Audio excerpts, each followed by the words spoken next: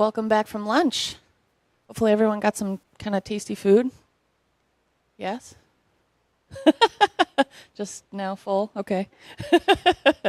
Our next speaker is passionate about marrying practical psychology and mobile technology, which sounds pretty cool to me. She made Gratitude Journal. She also wrote Idea to iPhone. Carla White.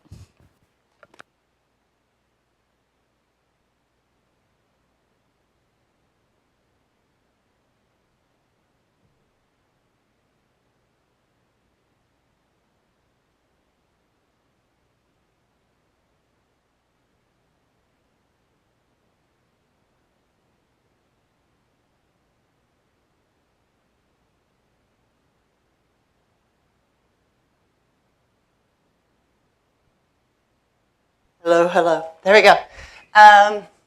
Okay, good afternoon. Before I begin, I just want to tell you guys how honored I am to be a part of a week-long knowledge-sharing event because when I started creating apps in 2008, I had absolutely no idea where to begin. In fact, this was the only Apple device that I owned at the time. Yeah, the gateway gadget. And I am from Sioux Falls, South Dakota. And for those of you who don't know, that is in America. It's about as landlocked as you can get in this continent and about as far removed as you can get from anybody who knows how to create apps. And to make it even better, I worked at a government facility that is 10, 15 miles out of town. So all that green stuff around there that's cornfield. So I actually worked in the middle of a cornfield. Now, if it hadn't been for the guys from, Tap Tap Tap or Koi Pond or David Loventhal or Jonathan Blackson, there's a lot of you rock stars out there. Yeah, there he is. Say hi. If you guys haven't helped me out over the years, I certainly wouldn't have been standing here today. So thank you very much. And it does me great honor to give back to this community that's helped me get this far. So. Now, the reason that I live in South Dakota is because that's where I grew up. I was born and raised on a farm. Well, I was born in a hospital, raised on a farm. And I grew up, I have generations of farmers. And this is my grandpa. And he's actually, I think, fourth generation farmer. And this is my dad. Yeah. And you can see generations of bullshitters, too, because my dad is not actually riding those ponies. He had my mom Photoshop that for a Christmas card one year. And my grandpa's fish is not that big. This is like 1948 BS. It's hanging from a string on a stick. So growing up on a farm is quite a unique experience in many ways. And when I was 9 years old, I witnessed a miracle. Now, see, when you grow up on a farm, you're forced to hang out with your siblings. So I hung out with my brothers and sisters all the time and played with them. We actually tormented each other more than played with each other. And we had a 6th member to our group, which was our dog, Sandy. Now, Sandy was really old and blind in one eye, but she went with us everywhere. And in fact, like if my parents needed to know where we were at on the farm, they'd just call out for Sandy, and if she came from the barn or the fields or wherever, that's where us kids were. Well, one day Sandy gets really sick, and she's very lethargic, so my dad takes her to the vet. And he comes home from the vet without Sandy and with the very sad news that they're going to have to put her to sleep. Now, us 5 children were absolutely inconsolable, wailing and crying and freaking out about it. And my dad's telling my baby brother that Sandy's going to grow some wings and fly up to the sky, which was not helping it at all. And it's important to know that that day happened to be Good Friday, okay? Now, 2 days later, it's Easter Sunday. We're still a bunch of miserable kids, and the vet calls us up, and he tells us that Sandy is better than ever, and we can come collect her. So, true story, my dog rose from the dead on Easter Sunday. Seriously, the newspaper printed it as a front page story on the Sunday edition. That's high news in South Dakota. So, but what I want to tell you is, when our tender little minds tried to wrap our heads around this newfound information of our miracle dog, we instantly changed from a bunch of Debbie Downers into, the Van Tromp children on a really bad sugar high. We were jumping on the sofas and singing and super happy. And our mindset instantly changed on what could just be a complete lie. But at the age of 9, at this tender young age of 9, what I stumbled across, totally unbeknownst to me at the time, was a spearhead for a scientific and mindful revolution that wouldn't happen for decades later. What I stumbled across was something called neuroplasticity in positive psychology. And it's the reason I'm here today and the reason I get up in the morning. But it'd be a couple of decades before I fully embraced positive psychology in my daily life. And it would also take a second miracle. See, my life sort of unfolded like this. When I was a junior in college, I studied over in Germany. And it was an absolute fluke because I didn't stand a chance. I studied the language just briefly beforehand. And my parents certainly didn't have the money. But I managed to get a scholarship, and a few months later, I was getting on an airplane for the very first time in my life. Now, when you pluck a girl out of the middle of a cornfield and put her in the middle of Europe for a year, it's life-changing. And I learned a ton.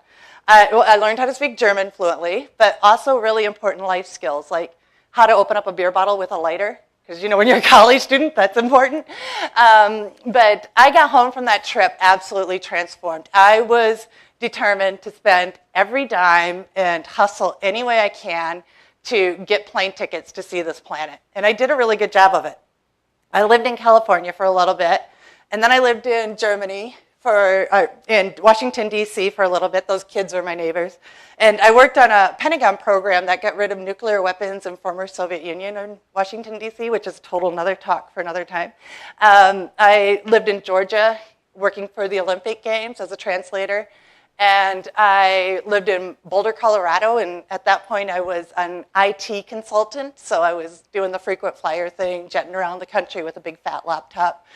And at the time that this tech company was about to send me over to their London office to launch their European practice, we got bought out by Microsoft. So here I was living in London at the peak of the dot-com boom as an expat for Microsoft.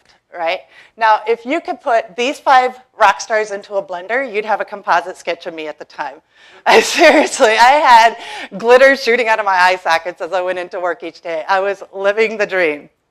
I was traveling all over the world. I was wining and dining in all sorts of unique scenarios, going to concerts and parties, and hanging out with all walks of life.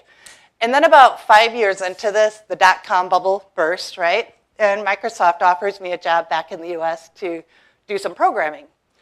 Well, I really didn't like programming, and in fact, I was really bad at it. I just did it for the free plane tickets.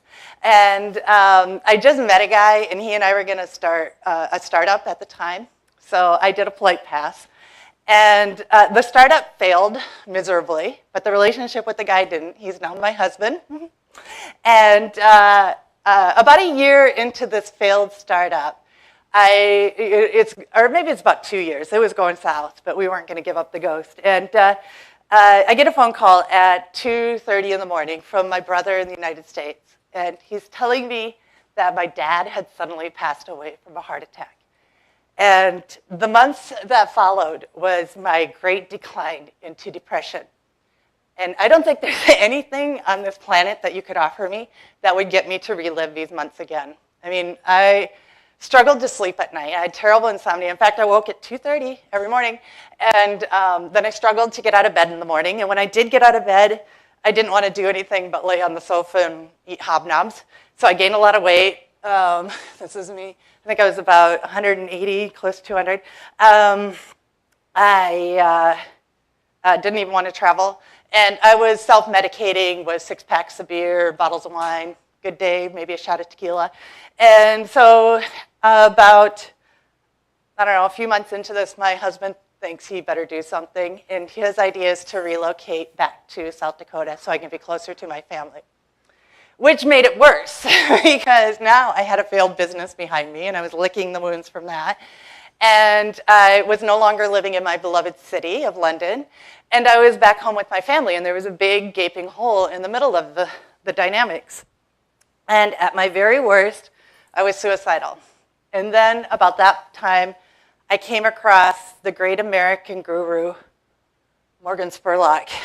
He was doing this thing called the 30-day challenge, if you know who he is, where you do something really crazy for 30 days to transform your life. Well, my crazy thing that I was going to do was just keep a gratitude journal every day for 30 days. And what surprised me was how quickly my life had changed in just 2 months of writing 5 things that I was grateful for, 5 things that were awesome each day. I was sleeping better, so I was getting up at 5:30 in the morning. So I was exercising, which meant I was losing weight, which meant my self-confidence went up, and I got job offers, blah, blah, blah, blah, blah. And I was out for a walk one day when this started flooding and occurring to me, how much my life had changed. And it was one of those, what Oprah would call an aha moment. But for me, it was bigger than that. It was like the clouds parted, and like unicorns and rainbows and stars started flying across the sky. Seriously, it was my second miracle. And if you need a visual there, that's how I felt, seriously. I was like, woohoo! And because I instantly thought, I've got to tell the world about this. This is so flippin' cool. So that's when I decided to create the Gratitude Journal iPhone app, which was really crazy because I didn't know anything about creating apps. I didn't have any Microsoft or Apple products. I was a Microsoft girl. I don't even think I knew anybody who owned a Mac at the time.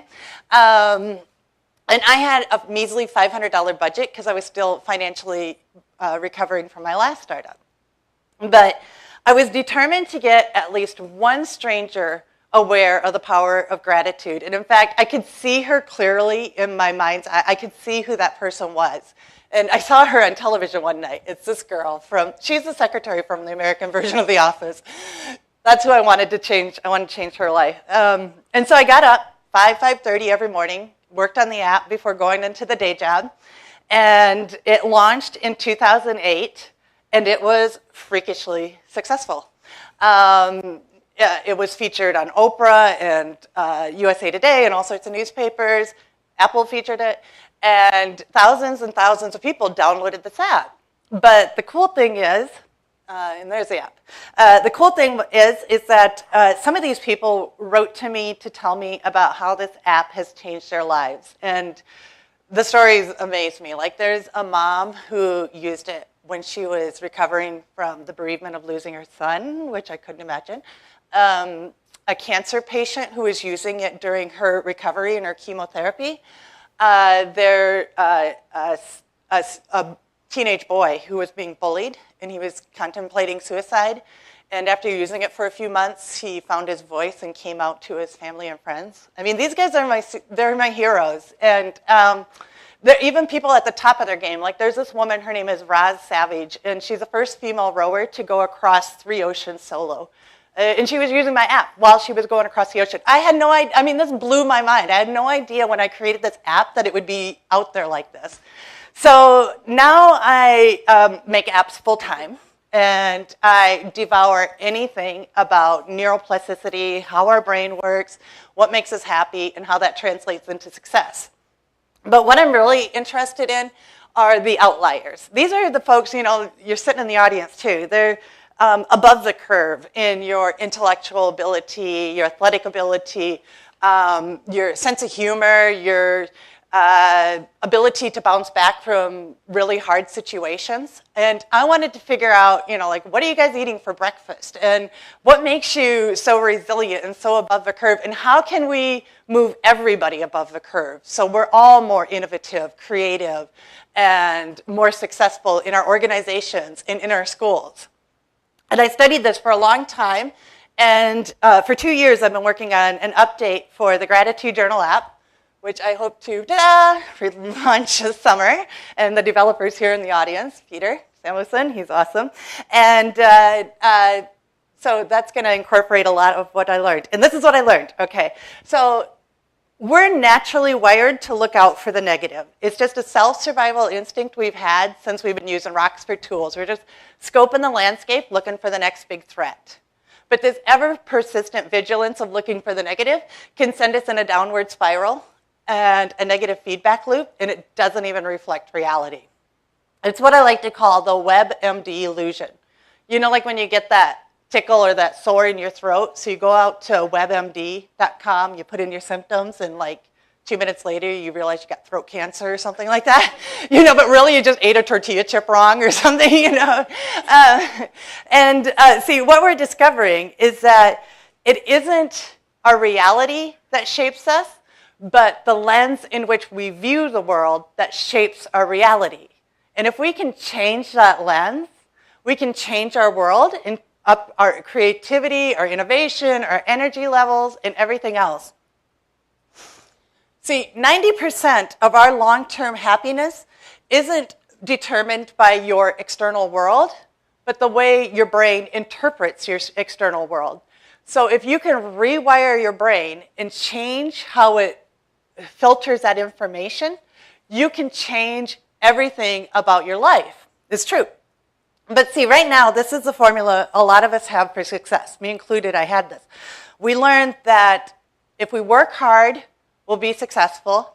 And once we're successful, then we'll be happy, right? It's how we parent our children, how we manage our staff, and how we motivate ourselves. But it's actually backwards because our brains work the opposite order. If we can be positive in this very moment, in this second, our brains have what's called the happiness advantage. And that's where your creativity, your energy, your innovation, everything rises if you're in a positive state than it does if you're in a negative or stressed or even neutral state, right?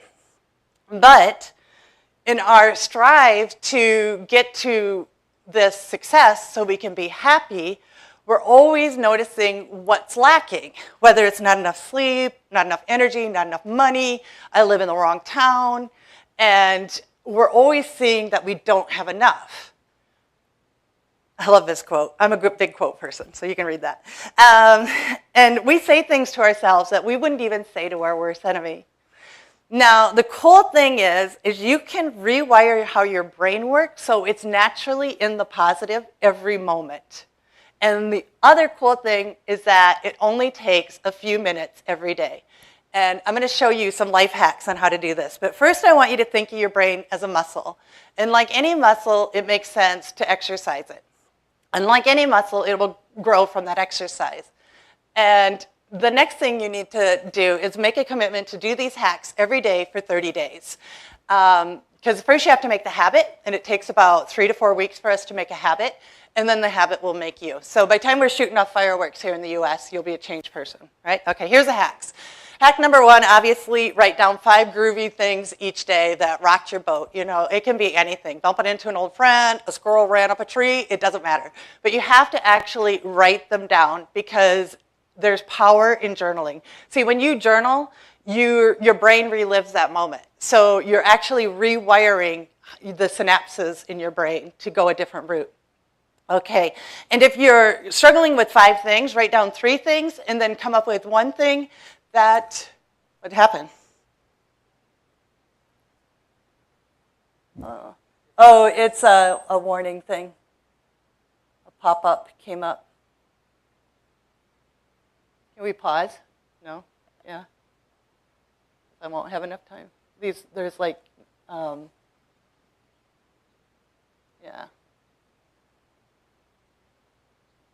Yeah, I don't know which one it is. Ta-da. Okay, super duper. Okay, if you're struggling to come up with 5 things, write down 3 things that are good, and then 1 thing that you improved upon, and 1 thing that you did for another person. And if you only do 1 hack, do this one. Now, the next hack is we need to meditate the ADHD out of our digital society. And if you already meditate, you get bonus points. But if you don't, here's an easy way to start. Do this multiple times a day. Just close your eyes and hear the sounds around you, the smells, and for a few seconds, connect to your breath. Don't do this while operating a moving vehicle. And when you open your eyes, check your posture, and then give yourself one of these. Seriously, one of these make you feel great, and it looks cool in a meeting. So do that a few times a day. Now, the next one, I love this one. This is a really good one. Pick 30 people to say thank you to. And the reason I love this is one of the reasons that I was kicking myself over and over after my dad died is I never took the chance to tell him he did a good job as a dad. And I really, really regret that. So don't let these opportunities pass you. You know, it could be your parents, but a sibling or family member, but old coach, somebody you just started working with. And every day, a text, email, a tweet, it doesn't take much, but just pick somebody new every day. And the cool thing is when you're keeping your gratitude journal, you'll find more and more people to be thankful for. So that gets easier. And then we need to meet up more, obviously, with people in the flesh, but it's hard to do it every day. So what I do is I go to an event every Wednesday called A Million Cups, which is just a bunch of creative minds getting together to talk about an idea and figuring out how we can get each other ahead. And that has expanded my social network and my everything. I don't know, Jeff Verkoyen, are you in the audience? Ah, there he is. I met him through that. So he's an iOS rock star. Yeah, and if you don't have something like A Million Cups or a social event like that, just start one. People need it. Then the last one is to just give. Give. I give away 10% of my profits to charity, and it's awesome because when you get those emails that say, you know, my grandma can make a better app than this, you know, you get those. I can look at those kids in Nepal that I'm helping out, and I know it's all worthwhile. So if you can't give financially, you can always give with your time, your knowledge.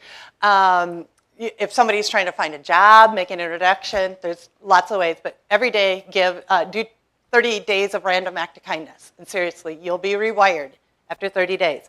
Now, I see that look on your face. This is all great, and I may find long-term happiness, and I may find my true calling in life, but the real question is, how does this help me make better apps, right? Because that's what we're here for. All right, well, let me switch gears quickly. You know the 80-20 rule, right? You know, 80% of the wealth is held by 20% of the population, or Microsoft realized that if they got rid of 20% of the software bugs, 80% of the issues would be resolved, or I think maybe they just had to get rid of a bad programmer in London. Okay, over the years, I met a lot of different programmers who were really, really awesome, but they were thrown in the towel because they were saying things like the App Store is saturated, all the low-hanging fruit's gone, the gold rush is over, you need deep pockets to strike it rich. And I thought, well, this is bullshit because I did it, and I know a lot of other people who did it, so what's happening with these guys? And as I dug a little deeper into their scenarios, not all of them, but quite a few of them, I noticed that they invested 80% of their time and energy into the development of the app, which only results in 20% of the success. So they were putting all their efforts into coding up these awesome features, but leaving the marketing and the design as an afterthought. And that is where 80% of your success comes from. So, and this is where mindfulness rules, because you are going to already be in your element, and you're going to automatically connect to your audience, and you're going to connect to them as soon as you have your app idea. And that's when you need to start marketing, by the way. As soon as you get your app idea, you start marketing. And by marketing, I don't mean that traditional marketing. It's the new marketing that everybody's talking about. And that is what leads to success. So let me give you some examples for this. You'll start doing things from the soul, and people dig that stuff, and it's contagious. And I'm not saying you're going to be a bunch of Pollyannas running around. You're going to find out what really makes you happy, and you're going to start exemplifying that, and that's going to attract people. Then you're going to notice other people who are doing stuff from the soul, and you're going to start praising them, and you're going to start complimenting them. And you're going to do it and not expect anything in return, but it is going to bring you a lot in return. And then you're going to create apps that give people superpowers. And the reason you're going to do this is because you're going to be thinking about the benefits of your apps rather than all the features in your apps. And this is a huge one, because how many of you guys don't even read iTunes feedback anymore? Because it just, yeah, I know I'm one. It kills.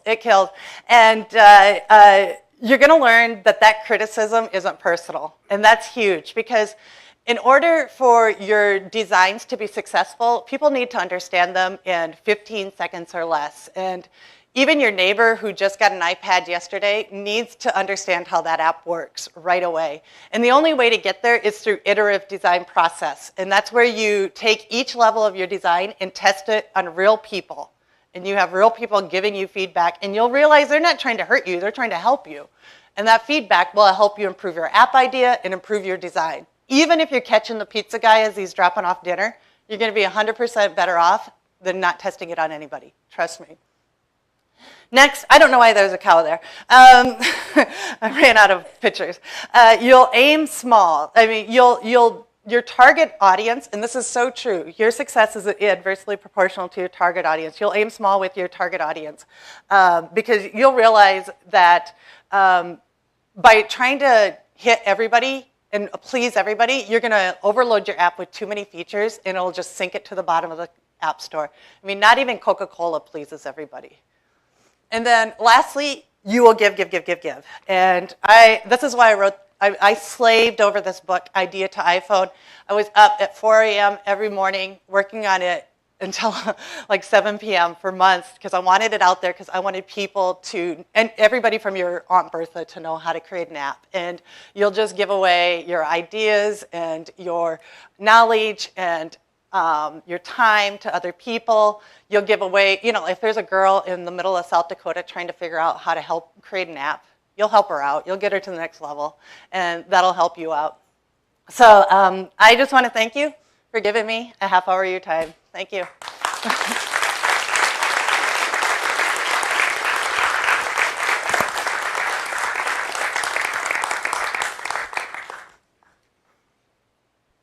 Okay, we're just going to take a minute, and then we'll be on to our next speaker.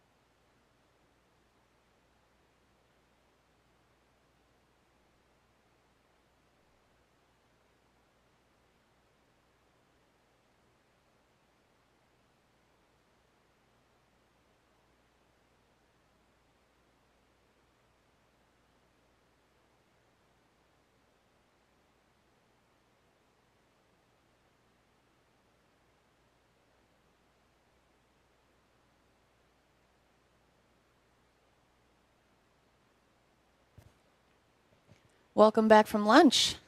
Hopefully everyone got some kind of tasty food. Yes? Just now full? Okay. Our next speaker. I just want to tell you guys how honored I am to be a part of a week-long knowledge sharing event because when I started creating apps in 2008, I had absolutely no idea where to begin. In fact, this was the only Apple device that I owned at the time. Yeah, the gateway gadget. And I am from Sioux Falls, South Dakota. And for those of you who don't know, that is in America. It's about as landlocked as you can get in this continent and about as far removed as you can get from anybody who knows how to create apps. And to make it even better, I worked at a government facility that is 10, 15 miles out of town. So all that green stuff around there that's cornfield. So I actually worked in the middle of a cornfield. Now, if it hadn't been for the guys from, Tap Tap Tap or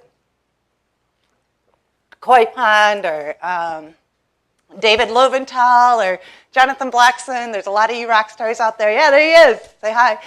If you guys haven't helped me out over the years, I certainly wouldn't have been standing here today. So thank you very much.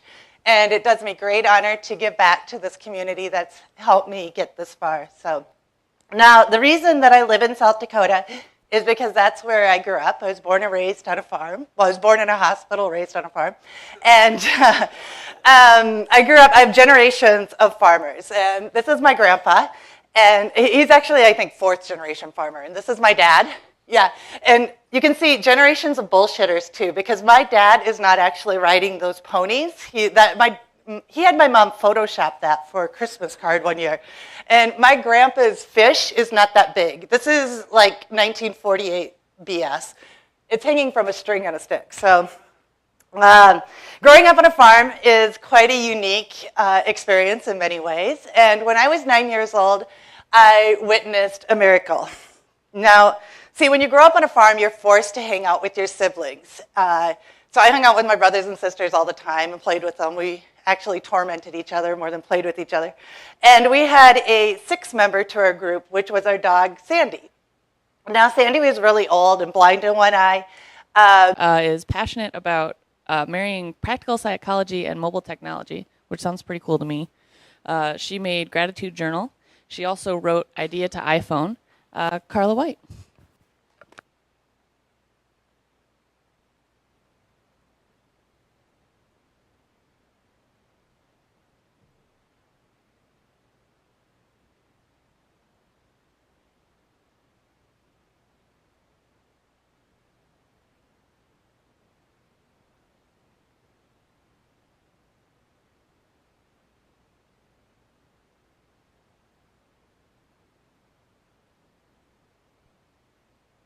Hello, hello. There we go. Okay, good afternoon. Before I begin,